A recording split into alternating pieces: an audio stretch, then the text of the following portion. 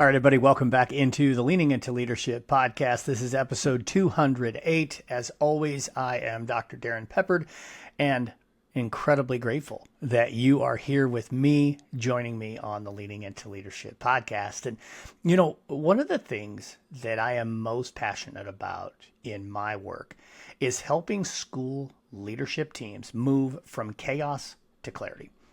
From running around putting out fires to actually leading with purpose and intentionality. When I get to do this work, it absolutely lights my fire. You know, whether I'm coaching a principal in a one-on-one situation or guiding an administrative team through some type of strategic alignment or developing their clear vision, maybe even just supporting a district level leadership team in terms of how they create that consistent culture-driven system. The goal is always the same. It's helping leaders focus on the work that truly matters. You know, when we create that clarity, it unlocks something extremely powerful. And it's not just for the adults, but the entire school community. Your students feel it, and your teachers see it, and the culture begins to reflect it. Now, I want to help you and your leadership team find that clarity. Move away from the chaos, the constant firefighting, the non-stop running from one problem to the next. I want to help you start leading your organization. I want to help you unlock those skills that you have deep inside you. I want to help you get reconnected with the work that truly matters and is going to drive your organization forward. So reach out. Let's have a conversation. Just email me at darrin@roadtoawesome.net or go to roadtoawesome.net and hit the contact button. Let's have a conversation. I want to help you and your team get away from the chaos and really move in to clarity. Now, speaking of impact, speaking of clarity, let's talk about some culture and some impact. And today's guest is somebody who's doing just exactly that work in schools across the country, and in a way that's both unique and deeply personal to him. Kevin Mecchella is a former K-12 music teacher. He's a professional musician, and now he's a national speaker who works directly with schools on mental health, mindset, and on the power of making better decisions. I love this because this is something I used to say to my students all the time. In fact, I said it so much that I didn't even realize that I would say it. It became my catchphrase: make better choices. That's the work that Kevin does. He's got an incredible story, a dynamic stage presence, and he's got a truly intentional approach to make his work stick with students long after he leaves the building. This is a conversation that is just about that. Choices, it's about identity, and about helping our kids find a path that they can be proud of. So let's dive into this conversation with Kevin Mecchella. All right, everybody, welcome back into the Leaning Into Leadership podcast. My guest on the show today is Kevin Mecchella. Kevin, thank you so much for joining me here on the show. Darrin, thank you for having me. Yeah, absolutely. So I'm looking forward to this conversation, and maybe to kind of frame a little bit of that before we dive in and have you tell folks a little bit about you. A reminder to my listeners, of course, not only was I a superintendent, but I was a high school principal. And often we were looking for almost anything we could bring to the table to help our young people learn about the world around them, to gain skills and to gain insight so that they could ultimately be better prepared for life outside of our walls of our school. But also we wanted to help our students learn how to make good choices. And I tell you right now, I mean, it was honestly one of the phrases I said to kids all the time. So much so, I would say it like subconsciously. I didn't even realize I was saying to kids on their way out the door every Friday, you know, hey, make good choices, make good choices, make good choices. And man, could I have used somebody like Kevin Mecchella when I was a high school principal. Among the work Kevin does is speaking to kids about making good choices. So with that said, Kevin, again, welcome into the show. Let's have you maybe share a little bit of background, a little bit of information about you with our listeners before we really get rolling into our conversation. Sure. Well, once again, Darrin, thank you so much for having me on. This is really, really cool. Love your show, love what you do, and love the deep conversations that you have with all these wonderful professionals and shedding some light on one of the most important things, which of course is leadership. But for me, interestingly enough, I am a musician of all things. I like to start and throw people a little curveball there. I am a low brass player, so I play euphonium, trombone. I also do a little flugelhorn, and I'll tell you why that's kind of important and part of my story in a moment. But my real career started actually as a K through 12 music teacher, and even before then, interestingly enough, when I was in high school, I was the class clown guy. Okay, so I was anything to get a laugh, even if it meant my own dignity and safety, for that matter. And I carried that story about who I needed to be for quite some time. And then in college, it really shifted. It shifted from this need to be accepted to this need to have success. And a couple things when you in your late teens, early 20s, when you're in university, a lot of growing up happens in that moment. So I took that intensity of needing to be liked and put it into this career of being a musician and a teacher. And I had this identity of, okay, success is everything. And the problem is if you don't live your identity, then you have an incredible amount of stress, anxiety, uncertainty that comes your way. And when you don't know how to deal with those emotions, you make some really poor decisions. So I've made some great decisions in my life, but I've also made some really poor ones. And later in life, after finally having some success and doing my master's work at the Royal Liège Conservatory in Belgium and having some teaching positions here and there, I've kind of learned a lot about how I relate to decision making and that process of how we make decisions both extrinsically and intrinsically. So meaning, the decisions of what do I have for breakfast? The decision, do I get in the car? Do I pick up the vape? The decision, what do I decide to think about myself?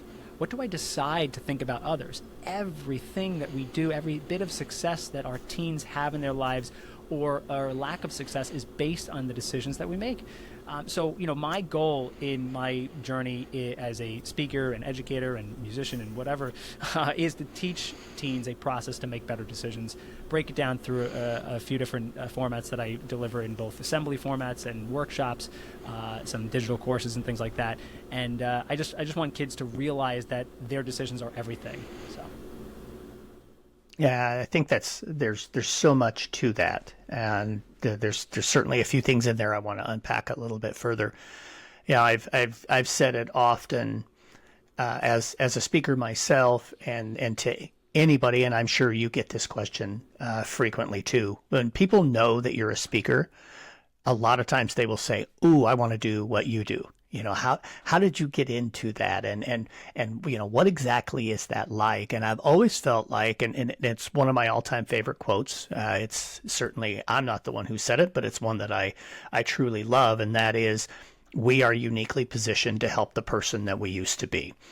And, when I hear you talk about, certainly you've made good decisions, but you've also made not so good decisions. But that's certainly true of all of us. Let's maybe go a little bit deeper there. Was there, and I'm not asking you to tell us the story of the decision, but was there kind of that point in time? You mentioned this transition from, anything for a laugh to anything for success. Was there kind of a moment in time or something that you can go back to that you say, this is when I realized the importance of the decisions I make for myself? The way you frame that, actually, I only have one really crucial turning point in my life, but I actually just thought of another one, which is really interesting. So in college, in my undergrad, I had two things happen. One was not so serious, but it was a different perspective shift, which is definitely, we can talk about a little bit why that is so important in having perspective for students whose prefrontal cortexes have yet to be fully developed. But when I was in college, I did not go to a serious music school. I went to a local private university, Hofstra University, and it had an okay music program. It wasn't anything crazy, but when I walked in as a euphonium player, and to give your your audience of excuse me, educators and administrators a little context there, think of a small tuba. All right, it is used only in military bands and collegiate concert bands, and some things over in Europe, brass bands and nothing. So very rare. And I walked into that university, and I think I was the only euphonium player. There was like one or two other tuba players. So our whole ensemble was more of like a quartet with the professor. So we're just sitting there and we're like, okay. And that being the only fish in a small pond was just like, okay, this is what it is. I want to be a teacher. I focus on teaching it. That's great. Focus on pedagogy, great. But then in my junior year, they had a whole influx of students, tuba players, euphonium players, and all of a sudden I had this decision to make: is either I'm going to be that big fish and continue to develop my skill and figure out why music was so important in the music classroom. I had to have that concept with me. But if I wanted to continue to pursue, now I have competition. So that was just a really interesting kind of point in my life where I said, okay, I can either just coast by and just not grab success, or I can still, like I said, be that big fish in this small pond. So that was one thing I just thought of, and I'm so glad that I thought of that, because that is part of that. But more importantly is that alongside this process was this other half of me where I was still transitioning, like I said, from being the prankster in the class clown to somebody who was looking at my career in front of me and needed to start investing in that career. And ultimately, like I said, this was more post-college, because I graduated in 2008. Perfect time to get a job. And I did have a couple of jobs. I had some, which I would be happy to share too. I had some really positive experiences in the classroom. I had some really negative ones too. And the problem is that when you don't have that initial success right away, like I said, and you're living against incongruent with your identity, the stress and anxiety comes like it's like no other. And what I did was to deal with those emotions, I dealt with those emotions in the most very simple and negative ways possible, by ignoring them and by literally kind of just living in the moment. So, going out with my buddies all hours of the night, drinking, doing stupid, dumb, and quite frankly, illegal things. And even if I wasn't going out, I would just still stay up all hours of the night because I didn't even want to start the next day. We have all been there once or twice, but I mean, this was chronic. I just didn't want to avoid the problems and the lack of success in the next day, so I just stayed up. And when you run your life on 3 to 4 hours of sleep for months on end, it catches up with you. And one day, coming home in the afternoon, I fell asleep at the wheel on the expressway. And I watched this car that I collided with in front of me turn and flip on its hood and land upside down. And in that moment, I just thought to myself, I might have just killed somebody. Now, thank God, everybody was actually amazingly okay. But that was the moment where I said, okay, every decision I make is either taking me down this path or that path. So. And it's something that I think every one of us certainly needs to be cognizant of. And we probably all either have that moment that wakes us up, or at some point, certainly the prefrontal cortex finally, finishes developing and maybe we understand cause and effect. But for every one of us, certainly there needs to be something that helps us realize, we really do have some control of the direction that we have for our life. And I know that's a big part of the message that you deliver when you're doing speaking, when you're doing workshops and that type of stuff with teenage students. One, I'm curious, what made you say, I want to speak to teenagers? And two, what were your first few experiences like? I want to get into the actual message and that kind of stuff in a couple of minutes, but the speaker in me just has to know. I'm always so curious, when I get a chance to talk to other speakers, why this audience and what were your first couple experiences like? Well, I'll tell you, I love this question because it's the best. I'll tell you my very first experience. My Well, of course, the very first experience was a free gig that I did for my. I mean, it literally, I did what I was taught. Right, I went through my phone book. I said, "Who do I know that's connected in education amongst the million of different teachers?" I found one, and actually, he was obviously a very good friend of mine. He was in my wedding party, and I said, his name is also Kevin. I said, "Hey, man, I'm doing this thing now. Can I come down and speak to your kids and we'll get some footage and make a demo reel and all this thing." I mean, this couldn't have been a better situation. He just literally, I walked in the door. I mean, he teaches in the DOE in New York City, so just like it's just like, yeah, come on in. Let's there's no. I mean, you didn't even have to sign in. So that was beautiful, a great experience to get, like I said, some footage to use as a demo reel. And just get my feet wet. Obviously, worst gig ever. I mean, it was decent, but it was not good. My second real first gig, and this is an interesting little thing, was I got paid $900. It was like a miracle.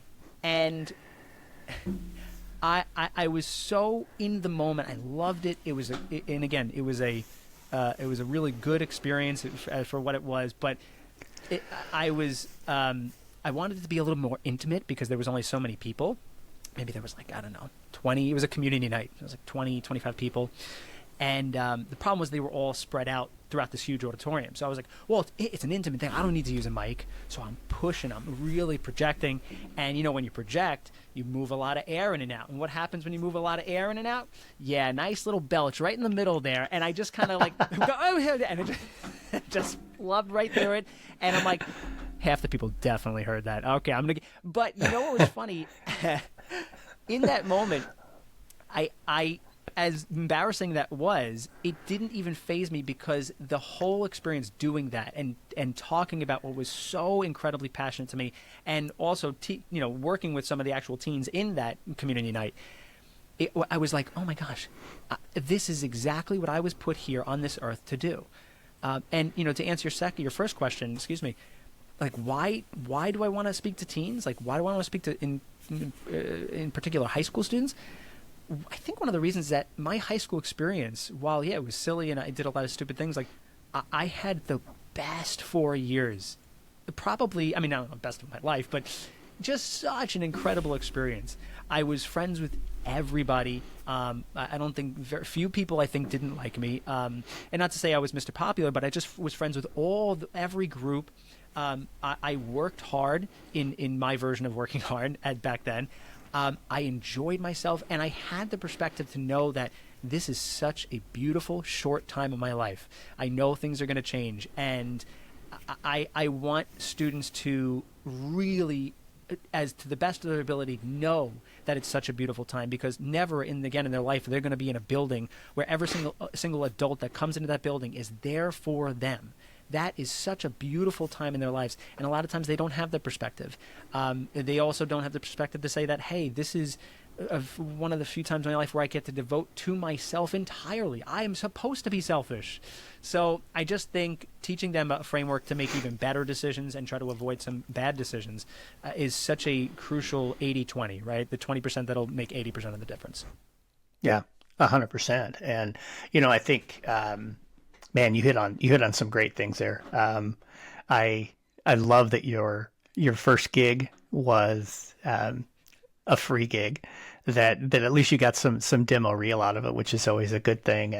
And you and I are right there as far as the first paid gig. I think I got paid $1,000 for my first gig and thought, wow, this is amazing. Certainly quite some time ago. But what's really kind of rolling in my head right now, and maybe wearing my high school principal hat. I'm curious, and this will feed right into where we want to go as far as the actual work that you do in an auditorium, in a classroom, those types of things with teenagers. But as a high school principal, if you and I were sitting and having a conversation, and you were saying, hey, I want to come to your school, I want to speak to your kids, and you've touched on this, but I'd love to see you go a little bit deeper here. I want to hire speakers who help me solve a problem. So tell me, what's the number one thing, whether that's the problem you can help me solve as a school leader, or the number one outcome maybe that my students would have as they come out of that auditorium, as they finish listening to you speak or work with you in a workshop? So that's a great question, and I think there are numerous problems that administrators face when working with somebody from the outside, whether it be a speaker or an organization. And it could be, hey, our biggest problem is attendance. Our biggest problem is bullying. Whatever it may be. There are some commonalities there, but what I find the most is an interesting kind of meta problem, is that once the speaker leaves, it's kind of like a one and done event. And yeah, they're motivated, but what happens when that motivation leaves? If I motivate students, wonderful. That's why I hate the term motivational speaker, because that's great, but what happens then when I leave? It leaves with me. So how do we actually inspire?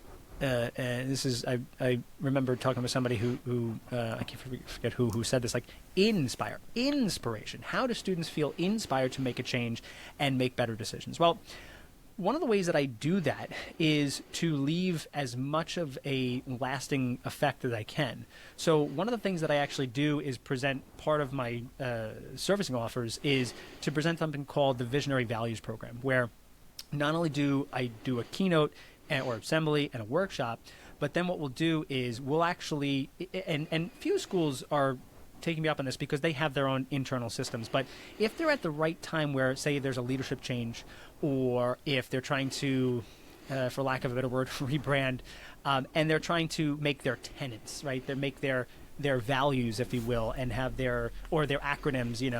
I just worked with a school who did PATH, so it was perseverance, attitude, teamwork, and I forget the H, but you get my point. So what they're trying to do is they're trying to have something that is a lasting effect. So once we do the keynote and the workshop, that workshop is comprised of students who actually want to create their own school's core values.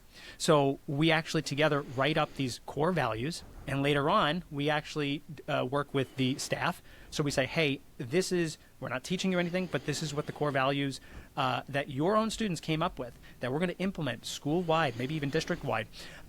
And here's some ideas how you can implement throughout your classroom and different, whether it be lesson planning activities or just talking points.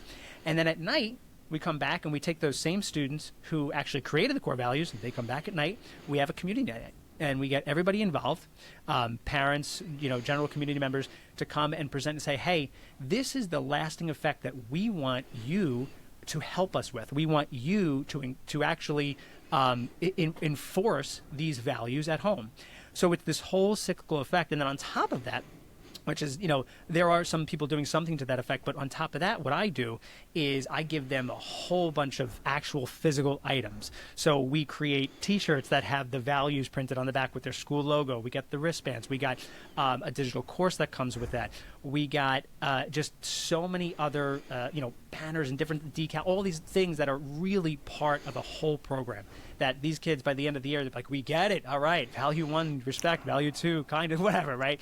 But we need to make a lasting change. So to do that, you need to have a lot of things that you leave behind. So that's one of the ways that I kind of approach that problem that they're facing.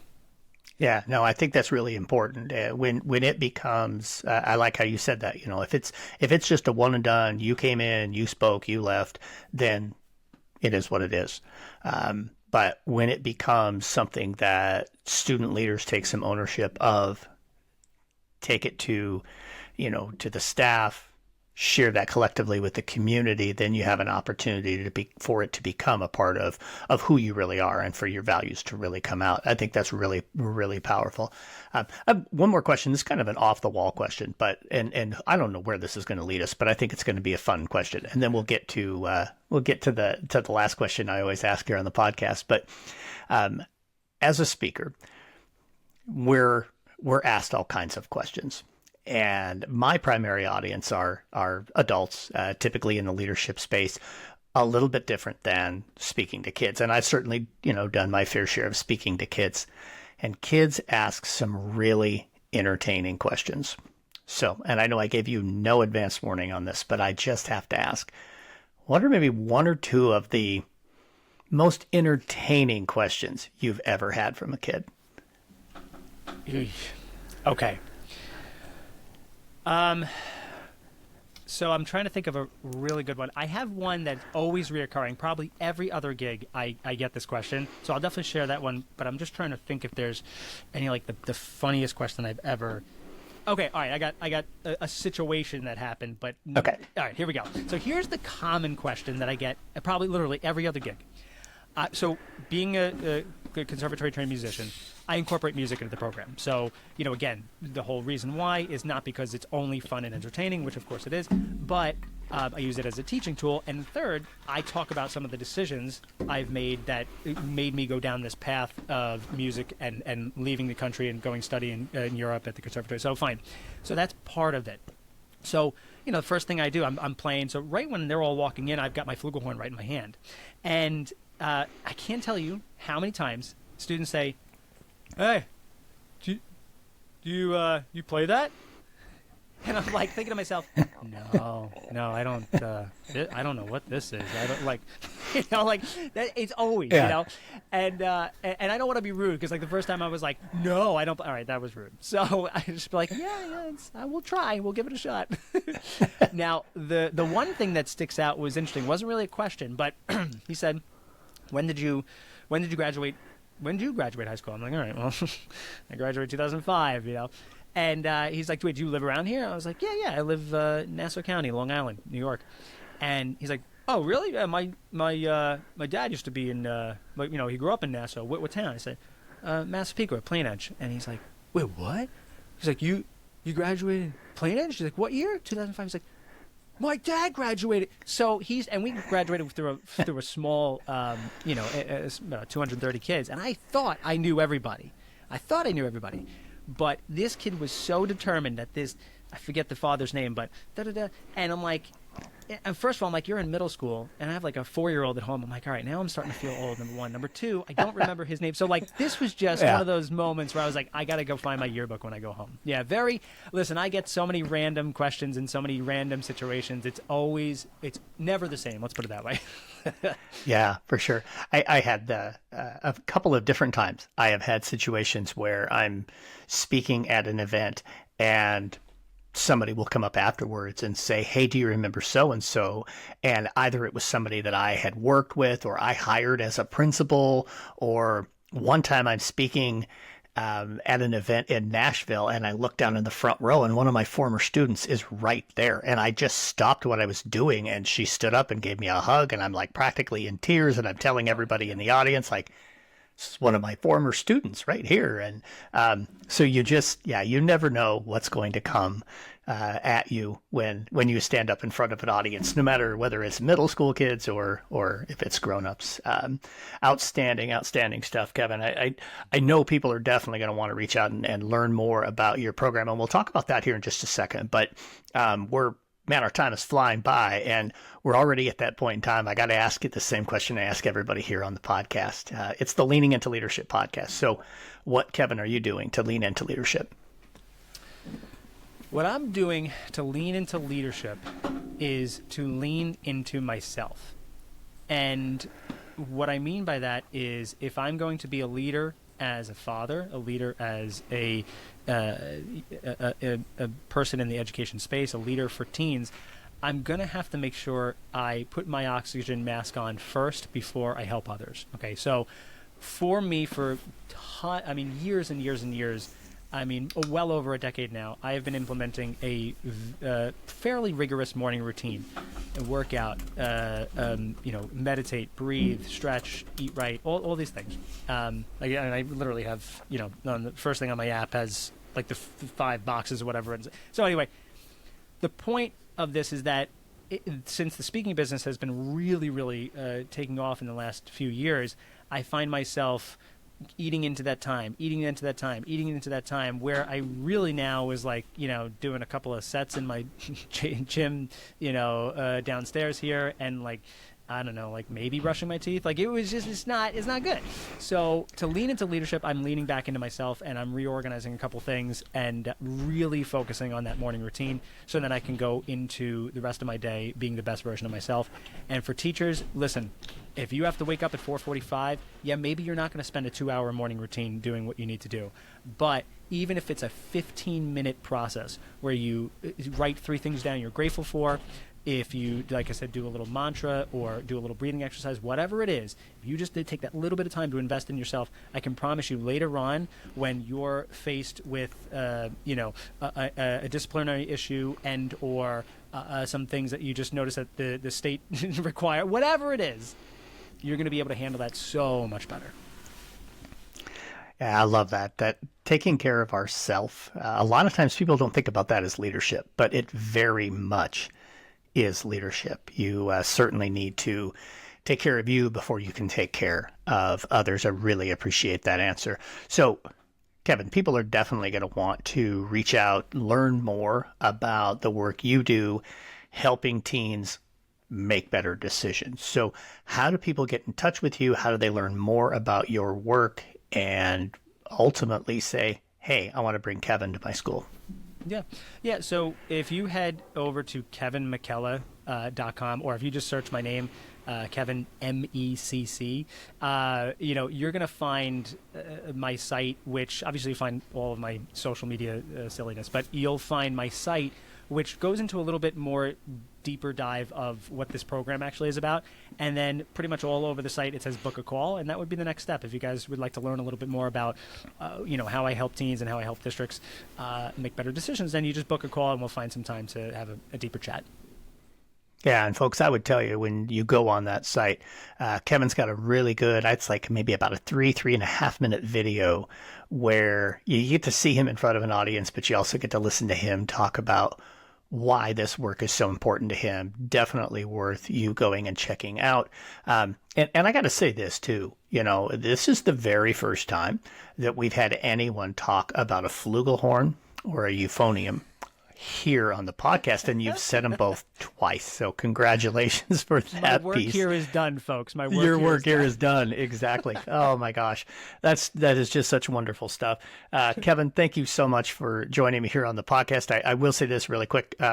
Folks, we're going to put all that stuff down in the show notes. So go down, hit the show notes, get over to kevinmecchella.com and check out all of his work. Kevin, thanks so much for joining me here on Leaning Into Leadership.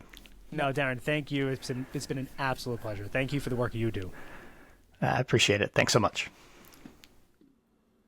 All right, folks, awesome conversation with Kevin Mecchella. Certainly appreciate him joining me here on the Leaning Into Leadership podcast. Get down into the show notes. Make sure you get connected with Kevin. Reach out, have a conversation, invite him to come and be a part of your school community and speak to your students. And now it's time for a pep talk. So today on the Pep Talk, I want to jump into something that will actually come up in an episode a few weeks down the road. Earlier today, I was recording an episode with Todd Nesloni, and Todd will be a guest on the show in June. And as we were having a conversation, I was struck by just how passionate he is about what he does. Now, yes, many of us are very passionate about what we do, but it really just comes out in a different way with Todd. If you've ever followed Todd on social media, if you've listened to him speak, read any of his books, you know that definitely the passion really comes out. But he said something that I thought was really intriguing. And I don't want you to have to wait until that particular episode comes out to hear this piece. So I'm going to share something that he said. He mentioned that through the course of his career, he's never really had like a 5-year plan or this is where I want to be down the road, but rather he's very good at finding something that he's passionate about and pursuing it. He also said that you don't have to look at leaving one thing to go do something else as a negative or as that you're abandoning the other thing. It's just simply as a human being, we have passions. We have things that light us up, and there's nothing wrong with allowing ourselves to go and pursue that. Now, I share that with you today in the Pep Talk simply because I want to challenge you to think about those things that you're really passionate about.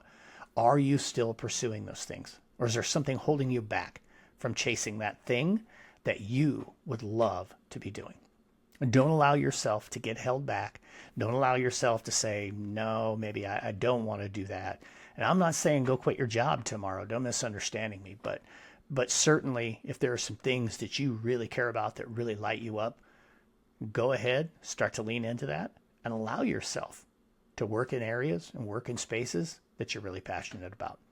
I mean, I'll be honest with you. It's why I'm doing what I'm doing.